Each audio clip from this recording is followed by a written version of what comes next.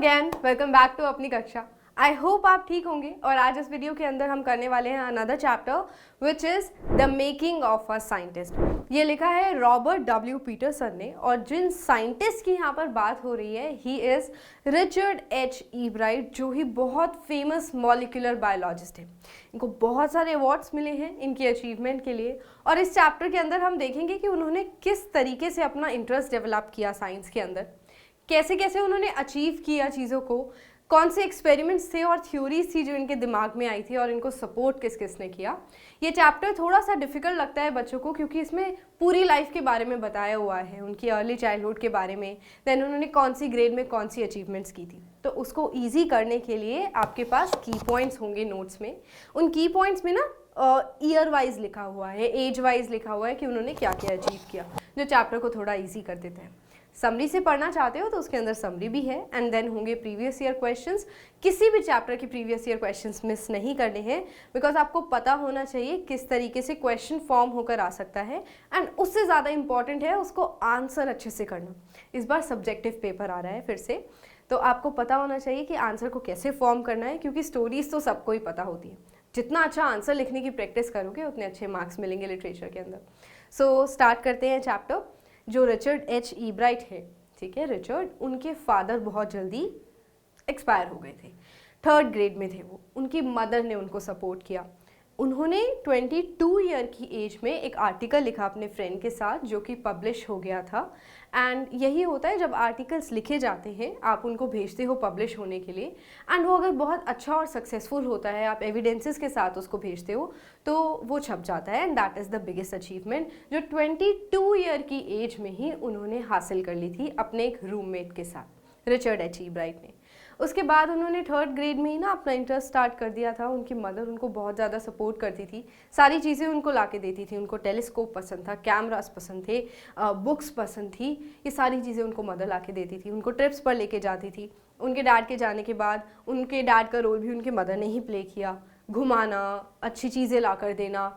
सिर्फ इतना ही नहीं, रिचर्ड एंड उनके मदर साथ ही में इवनिंग टाइम स्पेंड करते थे, वो डिनर साथ करते थे। एंड जब फ्री टाइम होता था तो रिचर्ड की मॉम उनको कुछ ऐसी एक्टिविटी देती थी जिससे उनकी ना इंटेलेक्चुअल ग्रोथ हो। कुछ पजल्स सॉल्व करने के लिए देती थी, बुक्स ला कर देती थी रीड करने के लिए। रिचर्ड को बहुत ही कम उम्र में इंसेक्ट्स का या बटरफ्लाइज का शौक था। वो उनको ऑब्जर्व करते थे, उनको पकड़ने की कोशिश करते थे।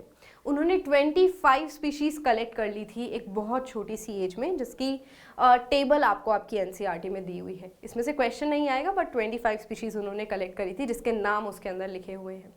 पेंसिल्वेनिया में उनका जन्म हुआ, और वहीं पर ज़्यादा काम करने को उनको नहीं होता था, ज़्यादा खेलने कूदने के लिए बाहर वो नहीं जाते थे, तो उनके पास एक ऑप्शन बचता था, दैट वाज कलेक्टिंग थिंग्स।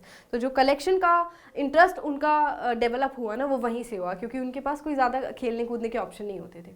तो वहाँ से वो कलेक्ट करते थे चीज़ों को। सिर्फ बटरफ्लाइज नहीं, उन्होंने फॉसिल्स, रॉक्स और भी अलग अलग डिफरेंट चीज़ें कलेक्ट करना शुरू कर दी थी। एंड देन थोड़े टाइम बाद उनका इंटरेस्ट खत्म होने लग गया था बटरफ्लाई से। तभी उनकी मदर ने उनको एक बुक ला के दी जिसका नाम था the travels of monarch x. Now ये बुक जो है ये मोनार्क बटरफ्लाइज के बारे में है और उनके माइग्रेशन के बारे में है। बहुत अच्छा लगा रिचर्ड को ये बुक पढ़ के, और उनका इंटरेस्ट जो खत्म हो रहा था ना, वो फिर से डेवलप हो गया। इस बुक के एंड में डॉक्टर ऑकर्ट, जो कि बहुत फेमस साइंटिस्ट हैं, उन्होंने अपना एक रिसर्च का काम डाला हुआ था। वो भी इन्हीं बटरफ्लाइज के माइग्रेशन के बारे में पढ़ रहे थे। तो उन्होंने इसी बुक के अंदर से एक लास्ट में हेल्प मांगी हुई थी जो भी रीडर्स थे, कि वो बटरफ्लाइज को टैग करें और उन बटरफ्लाइज का रिकॉर्ड भेजते डॉक्टर ऑकर्ट के पास। ईब्राइट जो रिचर्ड हैं, उनकी मॉम ने डॉक्टर ऑकर्ट को मेल किया कि उनका बेटा इंटरेस्टेड है और वो ये एक्सपेरिमेंट में जुड़ना चाहता है। Then he started tagging butterflies. चला उनका ये काम 6 वीक्स तक, उनका पूरे समर का जो टाइम था, उन्होंने यही एक्सपेरिमेंट किया और टैग्स लगाते गए वो बटरफ्लाइज के ऊपर। एंड देन ही रियलाइज कि इससे तो काम नहीं बन रहा है, तो अपने बेसमेंट के अंदर ही उन्होंने बटरफ्लाई का कल्चर लगा दिया। मोनार्क बटरफ्लाई को ग्रो करना शुरू कर दिया था बेसमेंट में। उनके बेसमेंट में सिर्फ बटरफ्लाइज होती थी और वहाँ पे वो अपना एक्सपेरिमेंट करते थे। बट इसके बाद उनको इतना ज़्यादा फीडबैक नहीं मिला इस चीज़ का, तो उन्होंने सिर्फ 2 बटरफ्लाइज मिली थी उनको टैग्ड वाली, जो रिकैप्चर हुई, और वो भी उनके आसपास वाले एरिया में। तो ज़्यादा मज़ा नहीं आया उनको, तो उन्होंने सोचा आप कुछ और एक्सपेरिमेंट करते हैं। फिर कुछ टाइम बाद जैसे वो बड़े होते जा रहे थे, उनके दिमाग में आया कि जो इसी चीज़ से तो वो जुड़े ही हुए थे। उन्होंने एक चीज़ देखी थी कि जो प्यूपा होता है मोनार्क बटरफ्लाई का, उसके ऊपर 12 गोल्ड स्पॉट्स होते हैं। उनका क्या फंक्शन होता है, this was his new concept, new curiosity जो उनके दिमाग में है। उन्होंने बहुत काम किया उसके ऊपर, क्या काम है उन गोल्ड स्पॉट्स का, सिर्फ ऑर्नामेंटल है या कोई सच में कोई फंक्शन है। बाद में पता चला कि येस, वो सेल्स को ग्रोथ में हेल्प करता है, बटरफ्लाई की डेवलपमेंट में वो हेल्प करता है। That was the experiment. उसके बाद बड़े होने के बाद उन्होंने हार्वर्ड यूनिवर्सिटी में एडमिशन लिया, वहाँ पे उनका सिलेक्शन हुआ। काउंटी साइंस फेयर लगता था, उसमें वो पार्टिसिपेट करते थे। जब सबसे पहले काउंटी साइंस फेयर लगा तो उन्होंने फ्रॉक की स्लाइड्स दिखा दी थी उसके अंदर। फिर उन्होंने वहाँ पर देखा कि और लोगों ने तो सारे रियल एक्सपेरिमेंट्स किए हुए हैं, सिर्फ स्लाइड्स दिखाने से काम नहीं चलेगा। वहाँ से इंस्पिरेशन लेकर नेक्स्ट ईयर उन्होंने फिर से काउंटी साइंस फेयर के अंदर पार्टिसिपेट किया। इस टाइम उन्होंने यही एक्सपेरिमेंट दिखाया था टैगिंग वाला, एंड वो जीत गए थे। फिर उन्होंने एक एक्सपेरिमेंट किया कि एक वाइसरॉय नाम की बटरफ्लाइज होती हैं, बहुत टेस्टी लगती हैं बर्ड्स को। तो बर्ड्स जो हैं वो मोनार्क बटरफ्लाइज को नहीं खाती हैं, वाइसरॉय बटरफ्लाइज को खाती हैं। अब वाइसरॉय बटरफ्लाइज खुद को बचाने के लिए मोनार्क बटरफ्लाइज को कॉपी करती हैं। सो ये ऑब्जर्वेशन थी रिचर्ड की, जिस पे उन्होंने काम किया। रिजल्ट में इतना सक्सेसफुल नहीं हुए वो, बाद में और साइंटिस्ट ने भी इसी थ्योरी पर काम किया था, बट इस प्रोजेक्ट की वजह से, इस थ्योरी की वजह से उनको 3rd डिवीजन मिली जूलॉजी के अंदर, एंड ऑल्सो जो साइंस काउंटी फेयर था उसके अंदर वो फर्स्ट आए थे। So this was the experiment. Then उन्होंने हार्मोन्स वाले एक्सपेरिमेंट ऑन किए।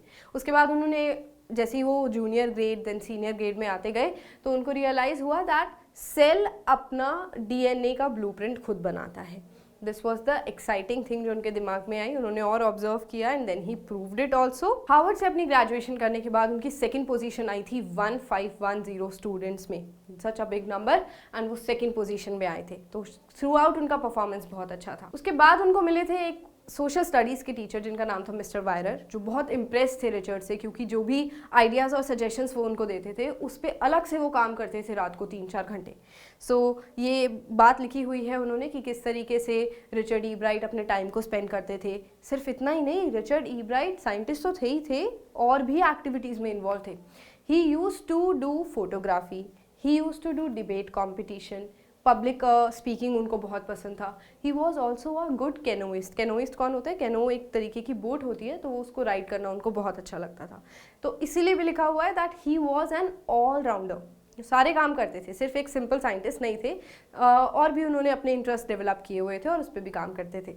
सो दिस वॉज इट। अब आप अपनी NCERT निकाल लीजिए, हम उसमें साथ साथ क्वेश्चंस देखेंगे जो लास्ट ईयर आए हुए हैं। मैं इंपॉर्टेंट पॉइंट्स को हाईलाइट करके आपको बता दूंगी कि क्या आ सकता है और क्या आपको पढ़ना है।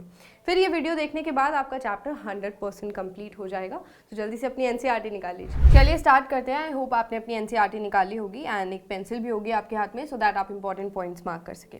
Richard Ebright has received the Searle scholar award and the Schering Plough award for biochemistry. ये उनकी अचीवमेंट्स थी, उनको अवार्ड मिले थे। मॉलिक्यूलर बायोलॉजिस्ट तो वो थे ही थे। ऑल्सो ये जो अवार्ड्स हैं किस लिए दिए जाते हैं? जो करियर अचीवमेंट करते हैं बायोमेडिकल की फील्ड में। Then it was his fascination for butterflies that open the world of science to him. तो उनको बहुत ज़्यादा इंटरेस्ट था इंसेक्ट्स में, बटरफ्लाइज के अंदर, जिसकी वजह से ये आज इतने फेमस साइंटिस्ट बने थे। चलिए देखते हैं, read and find out how did a book become a turning point in Richard Ebright's life. कि कौन सी बुक थी जिसने उसकी लाइफ बदल दी, and how did the mother help him, उनकी मदर ने कैसे हेल्प किया। At the age of 22 a former scout of the year excited the scientific world with the new theory on how cells work. Richard H. E. Bright and his college roommate explained the theory in an article in the Proceedings of the National Academy of Science. So how it started, 22 की as में उन्होंने एक article लिखा था। जो भी experiment या research वाले लोग होते हैं वो अपनी थ्योरी को कहीं लिखते हैं, अपने एक्सपेरिमेंट को कहीं लिखते हैं और जर्नल में छपने के लिए भेज देते हैं। जो सबसे बेस्ट होता है वो एक्सेप्ट हो जाता है और फिर पब्लिश भी हो जाता है।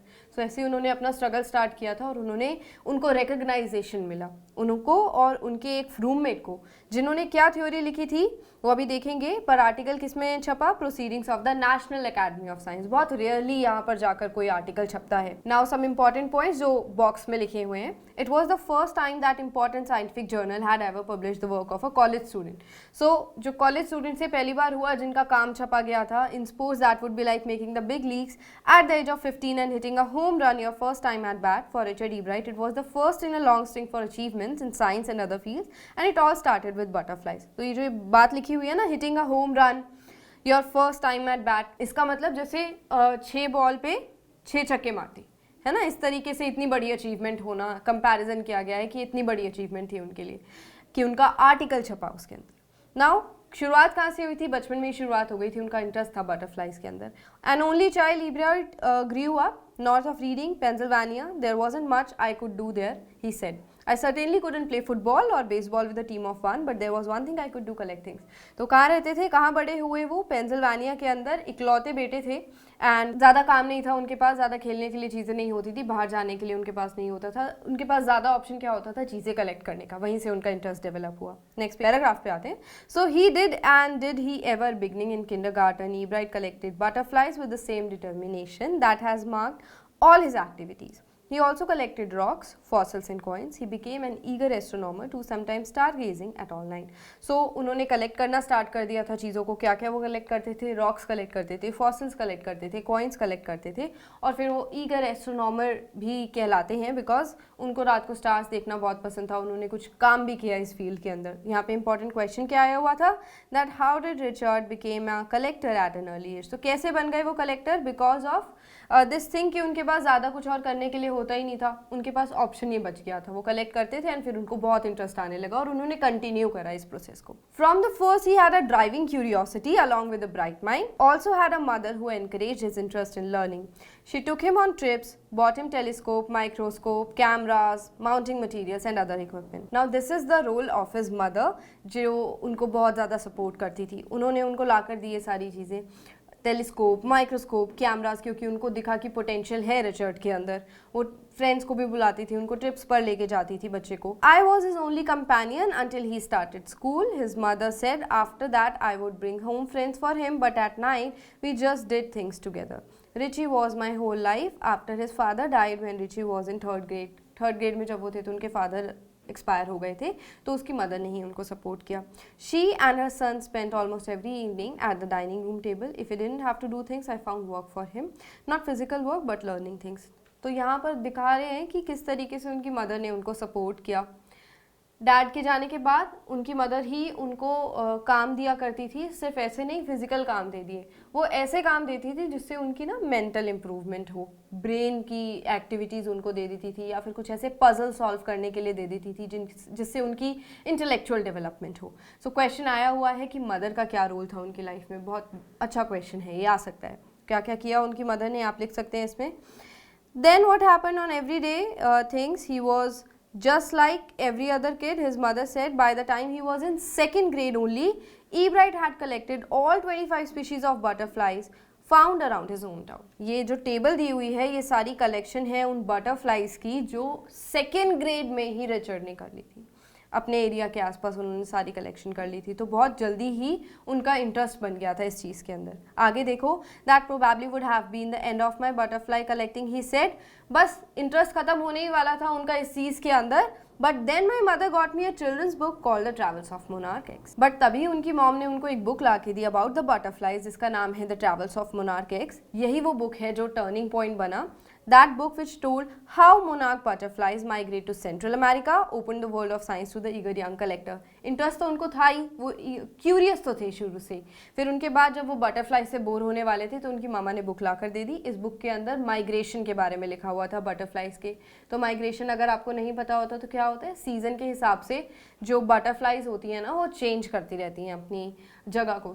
एनवायरमेंट के हिसाब से, क्लाइमेट के हिसाब से एक जगह से दूसरी जगह एनिमल्स मूव कर जाते हैं. That is called as migration. Butterflies भी माइग्रेट करती हैं, तो वो ये सारी चीज़ों में इंटरेस्ट रखते थे. तो वो जो बुक थी वो इसी के बारे में थी कि माइग्रेशन कैसे करती हैं monarch butterflies. Monarch butterfly specially एक स्पीशीज़ का नाम है. ठीक है. Coming to the next page, at the end of the book, readers were invited to help study butterfly migrations. They were asked to tag butterflies for research by Dr. Frederick A. Urquhart of the University of Toronto, Canada. Ebright's mother wrote to Dr. Urquhart, and soon Ebright was attaching light adhesive tags to the wings of monarchs. Okay, now जो readers थे उस book के, उसके last में एक invitation दिया हुआ था उन सारे रीडर्स को कि जो साइंटिस्ट हैं, जो रिसर्च वर्क काम कर रहे हैं, जिनका नाम है डॉक्टर फ्रेडरिक ए अर्कट. ये टोरंटो के रहने वाले थे, वहीं पे काम करते थे बेसिकली. एंड इन्होंने उस बुक के अंदर जो भी रीडर्स थे उनका सपोर्ट मांगा हुआ था कि अगर आपका इंटरेस्ट है तो आप इस माइग्रेशन वाली रिसर्च में जुड़ सकते हो, उनके साथ काम कर सकते हो। तो जो ई ब्राइट की मदर थी, उन्होंने एक मेल लिखा इन्हीं साइंटिस्ट को कि वो अपने सन के लिए वो अप्रोच करना चाहता है, उनकी हेल्प करना चाहता है या इस एक्सपेरिमेंट में जुड़ना चाहता है। What happened then, anyone who found a tag butterfly was asked to send the tag to Dr. Good। तो जिसको वो बटरफ्लाइज मिलती होंगी या वो टैग करके भी अपना एक्सपेरिमेंट कर सकते थे। तो अब यहाँ से वो जुड़ गए थे इस साइंटिस्ट से। क्वेश्चन आया हुआ है, who was doctor Frederick A Urquhart, why did Richard Ebright look to him for fresh ideas. तो कौन थे वो, ये तो आपको पता चल ही गया होगा, कैसे मिले उससे आगे देखते हैं। The butterfly collecting season around reading last 6 weeks in late summer. If you are going to chase them one by one, you won't catch many. So the next step for Ebright was to raise a flock of butterflies. He would catch a female monarch, take her eggs, raise them in the basement and that. For several years, his basement was home to thousands of monarchs in different stages of development. So what was it? जो butterfly है, अब उसको catch करना, butterflies को catch करना बहुत मुश्किल हो गया था। उन पर टैग्स लगाना एक बहुत टिडियस टास्क था, एक डिफिकल्ट टास्क था। तो उन्होंने क्या किया, एक मोनार्क बटरफ्लाइज के एग्स को कलेक्ट करके अपने बेसमेंट में ही बटरफ्लाइज को ग्रो करना शुरू कर दिया था। एंड अब उनके पास पूरा कल्चर था, वो जितना बड़ा एक्सपेरिमेंट चाहे कर सकते। Then what happened, eventually I began to lose interest in tagging butterflies. It's tedious and not much feedback. In all the time I did it, he loved only 2 butterflies I had tagged were recaptured and they were not more than 75 miles from where I lived. Now this happened जिसकी वजह से उन्होंने ना tagging का interest उनका ख़त्म हो गया। एक एडहेसिव लाइट आती है, वो टैग उसको चिपका देते थे विंग्स के साथ, जिससे पता चल जाए कि ये वाली बटरफ्लाई ने कहाँ तक माइग्रेट किया है रिसर्च के लिए। But that could not be done for a longer time by Richard, because वो मुश्किल तो था ही था, साथ में उनको ना रिजल्ट भी नहीं मिला, बाद में फीडबैक भी नहीं मिला। 2 बटरफ्लाइज वापस रिकैप्चर हुई और वो भी उनके आसपास के एरिया में ही रिकैप्चर हुई। So that was a difficult task for Richard, जिसकी वजह से उनका इंटरेस्ट खत्म हो गया। CBSE 2020 का क्वेश्चन है ये, why did Richard start losing interest in tagging butterflies. Then in the 7th grade he got a hint of what real science is when he entered a county science fair and lost. Now 7th grade में आ गए हैं वो 2nd grade से। What happened? There was this county science fair जिसका नाम आप बार बार सुनेंगे। ये एक फेयर है जहाँ पर जो भी एक्सपेरिमेंट्स करते थे बच्चे, वो जाकर प्रेजेंट कर सकते हैं और कंपटीशन होता है बेसिकली, जिसने कितना अच्छा एक्सपेरिमेंट किया होगा उसको अवार्ड्स मिलेंगे। सो ये एक फेयर था जिसमें उन्होंने पार्टिसिपेट किया और सबसे पहले जाकर वो उसमें हार गए। यहीं से इंस्पायर हुए। कब की बात है ये, 7th grade में। तो ग्रेड वाइज अब आता रहेगा और आप साथ साथ पढ़ते जाएंगे। It was really sad feeling to sit there and not getting anything while everybody else had won something. जिन्होंने पार्टिसिपेट किया था कुछ ना कुछ सबको मिल ही रहा था, उनको कुछ नहीं मिला, उनको बहुत बुरा लगा। His entry was slides of frog tissues. तो सबसे पहले 7th grade में जो उन्होंने एंट्री की थी जिस प्रोजेक्ट को लेकर, उसका नाम क्या था, उन्होंने सिर्फ फ्रॉग के टिश्यू की स्लाइड्स दिखा दी थी। आपने भी करा होगा साइंस में, टिश्यूज़ की स्लाइड्स पढ़ते होंगे, है ना, जो माइक्रोस्कोप के नीचे देखते हैं किस तरीके से दिखते हैं टिश्यूज़। तो वो उनका एक्सपेरिमेंट था, उन्होंने जाके माइक्रोस्कोप के नीचे वो दिखा दिया था। फिर उन्होंने वहाँ जाके क्या देखा, realize the winners had tried to do real experiments, not simply make up a neat display. This was the thing. उन्होंने वहाँ क्या रियलाइज़ किया कि सबने ना कोई लाइव एक्सपेरिमेंट किया हुआ है अपना। कुछ भी ऐसे ऑलरेडी परफॉर्म किया हुआ नहीं दिखा दिया, रेडीमेड कुछ भी नहीं दिखाया, सबने एक्सपेरिमेंट किया हुआ है। वो इंस्पिरेशन था उनके लिए। Already the competitive spirit that drives Richard Ebright was appearing. I knew that for next year's fair I would have to do a real experiment. यहाँ से उनको रियलाइज़ हो गया था कि अगले साल के लिए वो कुछ बड़ा करेंगे, कुछ एक्सपेरिमेंट करेंगे खुद का और उसको प्रेजेंट करेंगे। The subject I knew most about was the insect work I would have been doing in the past several years. बहुत टाइम से वो इंसेक्ट पे तो कुछ कर ही रहे थे, तो वही उनको पता था, उससे रिलेटेड कुछ काम करेंगे वो। So he wrote to Dr. Urquhart for ideas and became a stack of suggestions for experiments. Those kept Ebright busy all through high schools and led to prize projects in county and international science fairs. तो अब उन्होंने लिखा था ideas के लिए doctor अर्कर्ट को। उसके बाद उनको बहुत सारे सजेशंस आए उनके एक्सपेरिमेंट्स के लिए और वो पूरा हाई स्कूल में या हर एक लाइफ के पार्ट में ना बिजी रहते थे उन एक्सपेरिमेंट्स में। तो ये जो डॉक्टर अर्कर्ट हैं, उनका बहुत बड़ा रोल रहा है उनकी लाइफ में। उन्होंने लिखा, उनको उनकी बुक पढ़ी थी, फिर उन्होंने लिखा, उसकी मदर ने भी लिखा, वहीं से जुड़ गए थे उनके साथ और सजेशंस एक्सचेंज करते रहते थे। 7th grade से अब देखो वो नेक्स्ट में किस में आ गए हैं, 8th grade में आ गए हैं। Ebright tried to find the cause of viral disease that kills nearly all monarch caterpillars every few years. Okay, now let me tell you this. क्या उनको लगता था कि जो एक वायरल डिसीज़ है इन बटरफ्लाइज का, वो उनको लगा कि बीटल्स की प्रेजेंस की वजह से आता है, बीटल्स में कुछ ऐसा है जिसकी वजह से वो बीमार पड़ जाते हैं। तो उन्होंने कल्चर बनाया एक, और जो ग्रो करते थे बटरफ्लाइज उनके बीच में बीटल्स डाल दिए ताकि वो देख सके कि क्या सच में बटरफ्लाइज बीमार हो रही हैं. सो दिस वाज द एक्सपेरिमेंट जो उन्होंने किया. फिर से पार्टिसिपेट किया उसके अंदर, जो साइंस काउंटी फेयर था जो कह रहे थे अगले साल में पार्टिसिपेट करूंगा, उसमें उन्होंने इसी एक्सपेरिमेंट के साथ पार्टिसिपेट किया. रिजल्ट उनके अकॉर्डिंग नहीं आए थे बट फिर भी उनको प्राइज़ मिला, वो जीत गए थे इसके अंदर क्योंकि एक्सपेरिमेंट बहुत अच्छा था. द नेक्स्ट ईयर हैज़ ये कट कर देना. Next year the next year his science fair project was testing the theory that viceroy butterflies copy monarchs. The theory was that viceroys look like monarch because monarchs don't taste good to butterflies. Viceroys on the other hand do taste good to birds. So the more they look like monarch, the less likely they are to become the bird's dinner. Ebright's project was to see whether in fact birds would eat monarchs. He found that starling would not eat ordinary bird food, it would eat all the monarchs it could get. Ebright said later research by other people showed that viceroys probably do copy the monarchs. This project was placed first in the zoology division and third in the county science fair. अब next year की बात है, नया science project आ गया था उनके लिए. उनको क्या करना था, एक एक्सपेरिमेंट उनके दिमाग में आया, उन्होंने एक रिसर्च करी. बेसिकली ये दो बटरफ्लाइज हैं. मोनार्क बटरफ्लाइज तो आपको पता ही है, ऊपर वाली मोनार्क बटरफ्लाइज है और नीचे वाली कौन सी है, वाइसरॉय बटरफ्लाइज. ये वाइसरॉय बटरफ्लाई है नीचे वाली और ऊपर है मोनार्क बटरफ्लाइज. तो उनकी थ्योरी क्या थी, दैट जो वाइसरॉय बटरफ्लाई होती है वो कॉपी करती है मोनार्क बटरफ्लाइज को. Reason being viceroys on the other hand do taste good to birds. जो वाइसरॉय बटरफ्लाइज है ना वो टेस्टी लगती हैं बर्ड्स को, मोनार्क बटरफ्लाइज टेस्टी नहीं लगती हैं. तो बर्ड्स जो है वो मोनार्क बटरफ्लाइज को नहीं खाती और वाइसरॉय बटरफ्लाइज को खाती हैं. अब वाइसरॉय बटरफ्लाइज को बचने के लिए कॉपी करना पड़ता है मोनार्क बटरफ्लाइज को. ये थ्योरी थी रिचर्ड ईब्राइट की. कितनी इंटरेस्टिंग थ्योरी थी, उन्होंने पूरी रिसर्च और ऑब्जर्वेशन करी इस चीज़ को लेकर और उन्होंने थॉट पुट किया. Then he found that starling would not eat ordinary bird food, it would eat all the monarchs it could get.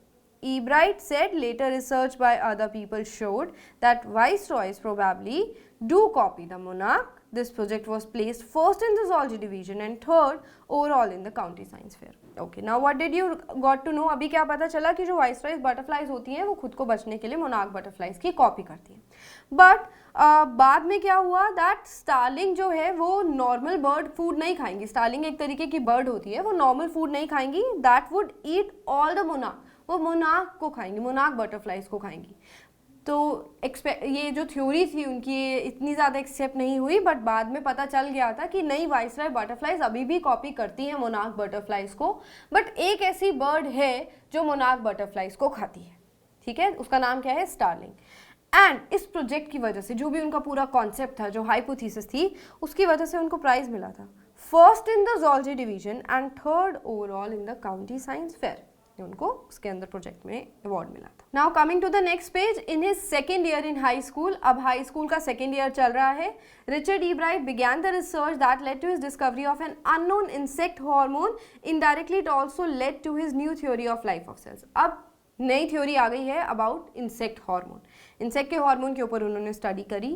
The question he tried to answer was simple. What is the purpose of 12 tiny gold spots on monarch pupa. तो ये जो आपको monarch का pupa दिख रहा है उसके ऊपर 12 कलर के गोल्ड स्पॉट्स थे, वो पता लगाने थे कि क्यों होते हैं, उसका क्या काम है. रिचर्ड ईब्राइट ने डिसाइड किया था. Everyone assumed that spots were just ornamental, but Dr. Urquhart didn't believe it. सबको लगा कि ये सिर्फ मतलब उसको फैंसी दिखाने के लिए है, बट डॉक्टर अर्कर्ट ने उसको बिलीव नहीं किया कि उनको पक्का पता था इसका कुछ ना कुछ काम तो है इन गोल्ड स्पॉट्स का उसके ऊपर.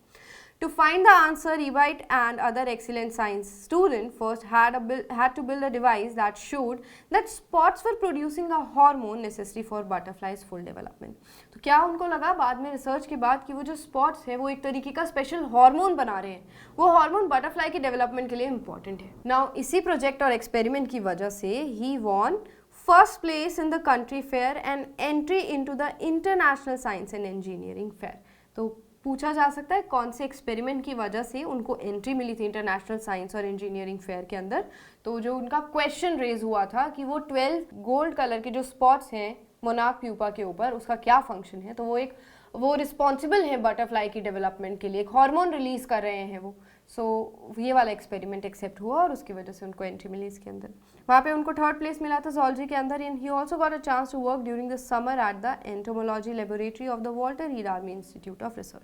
सो वेरी इंपॉर्टेंट पैराग्राफ है अभी सारा का सारा जो हम पढ़ रहे हैं. अब वो सेकेंड ईयर से, हाई स्कूल के सेकेंड ईयर से किस में आ गए हैं, हाई स्कूल जूनियर में आ गए हैं। He continued his advance experiments on monarch pupa. अब इस साल उनको क्या मिला, his project won first place at the international science fair and gave him another chance to work in the army laboratory during the summer. So उनको ये सारा project मिला था। उसके बाद हाई स्कूल जूनियर में उनकी ये अचीवमेंट थी। सीनियर ईयर में आ गए हैं, अब एक स्टेप और आगे बढ़े वो। He grew cells from monarchs wings in a culture. उन्होंने सेल्स ग्रो की अपने लैब के अंदर, एक सेल्स ग्रो करे जिसमें सेल्स कहाँ से ग्रो करे, मोनार्क के विंग्स से। showed that cells would divide and develop into normal butterfly wing scales only if they were fed the hormone from the gold spots। तो वो जो उन्होंने सेल्स निकाले थे, उन सेल के अंदर वो जो हार्मोन डाल देंगे, वो जो गोल्ड स्पॉट से निकल रहा था, अभी उससे पहले आपने पढ़ा, उससे जो हार्मोन निकल रहा था वो अगर इसके अंदर डाल देंगे तो बिल्कुल नॉर्मल डेवलपमेंट होगी उन सेल्स की और वो अच्छे से बटरफ्लाई विंग्स में, हेल्दी विंग्स में चेंज हो जाएंगे। So this was the whole experiment जो बहुत सक्सेसफुल रहा। That project won first place for zoology at the international fair. Now this was the time जब उनको first prize मिला था। He spent the summer graduation doing further work at Army Laboratory and Laboratory of US Department of Agriculture। यहाँ उन्होंने आगे अपना काम शुरू किया था। So आप देख रहे हो ना, ईयर वाइज सारी अचीवमेंट्स आई हुई हैं उनकी। The following summer after this freshman year at Harvard University, he went back to the laboratory of the Department Agriculture and did more work on hormone from the gold spots। अब वो freshman year में आ गए हैं, Harvard university में उनका entry हो गई है उनकी, वहाँ पर वो पढ़ाई कर रहे हैं। And there he studied about more of that gold spots. जो उनकी स्टडीज़ थी वो उसी पर कंटिन्यू रही थी। केमिकल स्ट्रक्चर पता लगा लिया था उन्होंने उस हार्मोन का। Now a year and half later, इतना टाइम बीत गया था जूनियर ईयर के बाद, E. Bright got the idea for his new theory and cell life. It came while he was looking at the X-ray photos of the chemical structure of hormone। देखो कैसे step wise बताया। 1.5 साल पहले उन्होंने वो chemical structure बनाया, अब वो उसका एक्सरे देख रहे हैं और उसके बाद उनको और ज़्यादा एक नई थ्योरी रियलाइज होती है।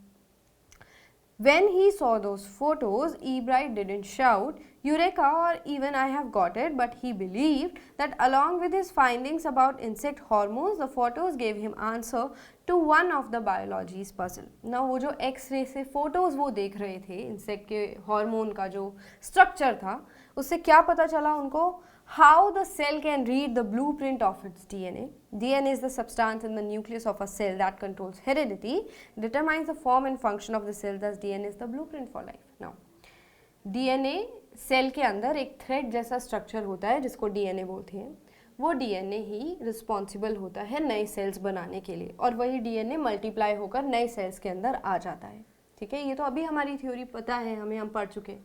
बट टू हिज अमेजमेंट यहाँ पर रिचर्ड ई ब्राइट ने क्या देखा कि सेल का जो DNA है वो खुद अपना ब्लूप्रिंट कैसे बना सकता है। वो खुद को डिज़ाइन कर रहा है। सेल किसी और की हेल्प से नहीं मल्टीप्लाई करता, खुद को डिज़ाइन करके अपने आप को नए सेल बनाता है। तो ये उनको बहुत हैरानी वाली चीज़ लगी, उन्होंने और ज़्यादा स्टडी करी इसके ऊपर एंड इसकी वजह से नेक्स्ट पेज पे आ जाओ, क्या अचीवमेंट रही उनकी लाइफ में।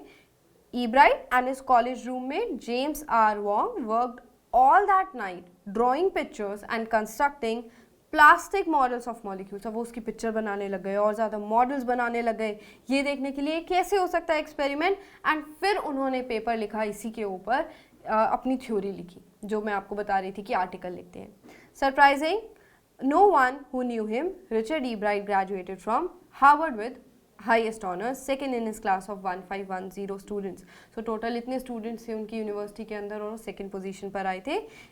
Then he went to become a graduate student researcher at Harvard medical school. आगे उन्होंने अपनी स्टडीज़ कंटिन्यू करी और वहाँ पर उन्होंने और एक्सपेरिमेंट्स कंडक्ट किए अपनी थ्योरी पर। यही जो उन्होंने अभी थ्योरी बनाई थी ना कि सेल अपना ब्लूप्रिंट खुद बना लेता है, ये उनकी थ्योरी थी। अब उन्होंने और ज़्यादा एक्सपेरिमेंट उसके प्रूफ के लिए वो लग गए उस काम के लिए। आगे देखते हैं। अब उनको लग रहा था कि अगर उनकी ये थ्योरी ठीक हो जाती है ना तो वो कैंसर में, जो कैंसर कॉजिंग डिसीजेज हैं उसको रोक सकते हैं, कैंसर में कुछ अपना योगदान दे सकते हैं उसको ठीक करने के लिए। Richard Ebright has been interested in science since he first began collecting butterflies. जब से बटरफ्लाइज कनेक्ट करना शुरू कर दिया था तब से ही उनका इंटरेस्ट बन गया था इसके अंदर। Then but not so deeply that he is in time for other interest. उन्होंने और भी काम किए। He became a champion debater, a public speaker, a good canoeist, and all-around outdoor person. He is also an expert photographer, particularly of nature and scientific exhibits. So this paragraph proves that Richard E. Bright was not only a scientist, not only a researcher but an all rounder. वो और भी ज़्यादा काम करते थे, जैसे कि वो एक डिबेटर थे, डिबेट करना उनको बहुत अच्छा लगता था, पब्लिक स्पीकर थे, गुड कैनोइस्ट। कैनो एक बोट होती है, ठीक है, नैरो बोट होती है, तो ही यूज टू डू दैट, इसलिए उनको बोला गया है गुड कैनोइस्ट थे वो। एंड एक आउटगोइंग पर्सन थे, आउटडोर पर्सन थे, also he was an expert photographer, तो वो नेचर की और साइंटिफिक जो भी चीज़ें हैं उसकी फ़ोटोज़ भी लिया करते थे। इन high school Richard Ebright was straight A student because learning was easy. He turned a lot of his energy toward the debating and Model United Nations Club. He also found someone to admire, Richard A. Weirer, his social studies teacher. Now he is the teacher जिसकी मैं बात कर रही थी, जिन्होंने influence किया। इन्होंने बहुत encourage किया रिचर्ड को, and he was the perfect person for me then. किसने बोला ये? रिचर्ड ई ब्राइट ने बोला कि जो मिस्टर वायरर हैं वो उनके लिए परफेक्ट पर्सन थे। उन्होंने नए आइडियाज़ की क्यूरियोसिटी दी रिचर्ड को। Richard would always give that extra effort, mister Weirer said. उन्होंने बोला कि ये बच्चा बहुत अच्छा है, हमेशा एक्स्ट्रा एफर्ट डालता है। What please me was here was this person who put in 3 or 4 hours at night doing debate research beside along his research with butterflies and his other interests. So Mr. Weirer से क्यों इतना ज़्यादा impressed थे Richard से? Because वो हर काम के लिए ना, या जो भी आइडियाज़ और एक्स्ट्रा उनको मिलते थे, रात को 3-4 घंटे उस पर स्पेंड करते थे। ये नहीं कि और काम छोड़ दिया, इंसेक्ट में उनको इंटरेस्ट था ही था, उसके बाद साथ साथ वो और भी जो इनके इंटरेस्ट वाली चीज़ें थी उस पर भी काम करते थे। और जो नए आइडियाज़ मिस्टर वायरर उनको देते थे, उनके स्टडीज़ के, सोशल स्टडीज़ के टीचर, उस पर भी वो काम करते थे। सो वो बहुत ज़्यादा इम्प्रेस थे उनसे। Richard was competitive, Mr. Weirer continued, but not in a bad sense. He explained he wasn't interested in winning for winning's sake or winning to get a prize. He was winning because he wanted to do the best job he could. For the right reasons, he wants to be the best. And this is one of the ingredients in making of a scientist. तो ये chapter का नाम देखो यहाँ से लिखा तो आ सकता है कि why do you think the name of the chapter is the making of a scientist. ये बेसिकली मिस्टर वायरर ने बोला है दैट एक साइंटिस्ट, एक जैसे किसी चीज़ को बनाते हैं तो इंग्रेडिएंट्स हो गए, तो एक अच्छे से साइंटिस्ट बनने के लिए जो भी खूबियाँ चाहिए होती हैं वो सब उनके अंदर भरी हुई थी। क्यूरियोसिटी, एक्स्ट्रा काम करना, डिलीजेंट होना, हार्ड वर्कर होना, वो सारी चीज़ें वो करते थे। Then start with the first state mind, add curiosity, mix in all will to win for the right reasons. उनको ना ये चीज़ नहीं करना था कि प्राइज़ के लिए वो काम करते थे, अपने एक्सपेरिमेंट्स जो करते थे उसमें अपना बेस्ट लगा देते थे और इवेंचुअली वो जीत ही जाते थे। From the time the book The Travels of Monarch X opened the world of science to him. याद है जब हमने स्टार्टिंग में पढ़ा था उनका इंटरेस्ट खत्म होने वाला था बटरफ्लाइज में, तो उनकी मदर उनको ये बुक ला कर दी थी जिन्होंने, एंड उसके बाद उनके साथ जुड़ गए थे डॉक्टर अकर्ट जिन्होंने आइडियाज़ और सजेशंस उनको दिए और लास्ट में वो माइग्रेशन के लिए हेल्प किया था। Okay, so Richard Ebright has never lost interest in his scientific curiosity. So उन्होंने कभी भी इंटरेस्ट नहीं खोया साइंटिफिक क्यूरियोसिटी में because of all these people, एक उनकी mother, then doctor Urquhart and then mister Weirer जिन्होंने उनको सपोर्ट किया। बुक ने कैसे उनका लाइफ टर्निंग पॉइंट किया, एंड ऑल्सो वो एक ऑलराउंडर क्यों है, क्योंकि सिर्फ साइंटिफिक चीज़ें ही नहीं, उनके और भी इंटरेस्ट थे, फोटोग्राफी करते थे वो, एंड कैनोइस्ट थे, बोट पे राइड करने का शौक था उनको, डिबेटर थे, पब्लिक स्पीकर थे, ये सारी खूबियाँ भी उनके अंदर थी। सो दिस वॉज इट। तो देखा आपने कि वो कितने ज़्यादा क्यूरियस है हर चीज़ को लेकर। उनकी लाइफ में सपोर्ट किया उनकी मदर ने, देन डॉक्टर अकर्ट जिनकी बुक उन्होंने पढ़ी थी, बुक ने कैसे उनकी लाइफ को टर्न किया, देन लास्ट में सोशल स्टडीज़ के टीचर मिस्टर वायरर जिन्होंने उनको एनकरेज किया और सपोर्ट किया। सो वो सिर्फ साइंटिस्ट नहीं थे, और भी उन्होंने चीज़ें करी, जैसे कि वो फोटोग्राफी के स्किल्स उनके अच्छे थे, कैनोइस्ट थे वो बहुत अच्छे, देन उनको पब्लिक स्पीकिंग बहुत ज़्यादा पसंद थी, डिबेट करना बहुत ज़्यादा पसंद था, ये सारी गुड क्वालिटीज़ थी उनके अंदर। तो आज वो बहुत सक्सेसफुल मॉलिक्यूलर बायोलॉजिस्ट हैं, आप उनके बारे में और ज़्यादा पढ़ सकते हैं। PYQs करना मत भूलना। एंड देखा आपने इस चैप्टर के अंदर किस तरीके से स्टेप वाइज उनके बारे में लिखा हुआ है, किस ग्रेड में उन्होंने क्या क्या अचीव किया, विच इज़ इंपॉर्टेंट। वैसे ही आप याद करेंगे इस ग्रेड में ये किया था एंड इस ग्रेड में ये किया था। CBSE 2016 का क्वेश्चन भी आया हुआ है ये कि Richard Ebright how did he display that he was a well rounded personality. Do you agree? If yes then write the explanation. तो आप ये सारे पॉइंट्स उसके अंदर लिखेंगे। आई होप आपको ये चैप्टर बहुत अच्छे से समझ आया होगा। We will soon come up with the next video. Till then take care of yourself.